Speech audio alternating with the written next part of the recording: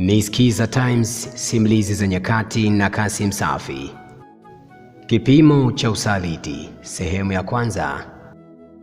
Mwandishi na mtunzi ni Kasim Safi na mimi ni Abu Tafawa, mjukuu wa milimani. We we go. Mwanaume mmoja alipendana na mchumba wake kwa muda mrefu sana. Walifanyiana mambo makubwa kiasi ambacho kiliwafanya waaminiane. Kutokana na hali hiyo, ilibidi waombe kibali kwa Mungu, wazazi na viongozi wa kanisa, ili watimize ule msemo ya kwamba enendeni mkaijaze dunia, nayo ikapate kutapakaa uzao wenu. Sasa wana zaidi ya mwongo mmoja na miaka mitatu katika ndoa. Historia ya ndoa yao imepambwa kwa amani, furaha na vicheko. Katika miaka yote hiyo ya ndoa, hakukuwahi kutokea dosari yoyote kuhusu usaliti.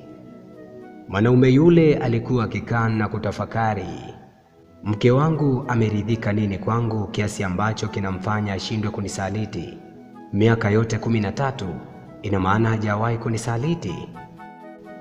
Anyway, lazima nifanye kitu kuhakiki hiki nisicho na uhakika.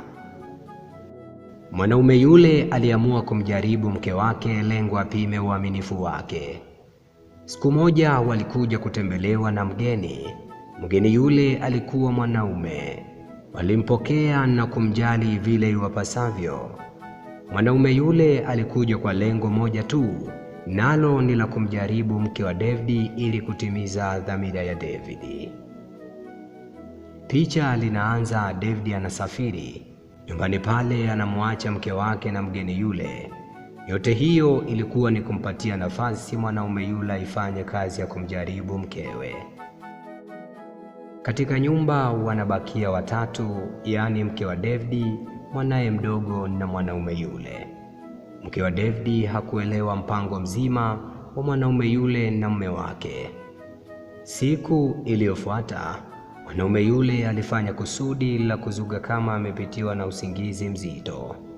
Siku hiyo mke wa David aliandaa chakula cha usiku, na baada ya hapo alimuita mwanaume yule ili aje wapate cha mtume. Mwanaume yule hakuitikia sauti ya mke wa David.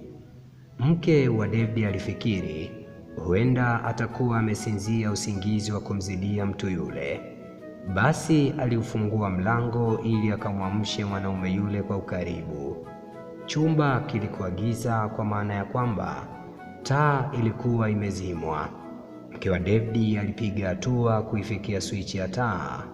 Alipowasha taa kitandani hakuona mtu.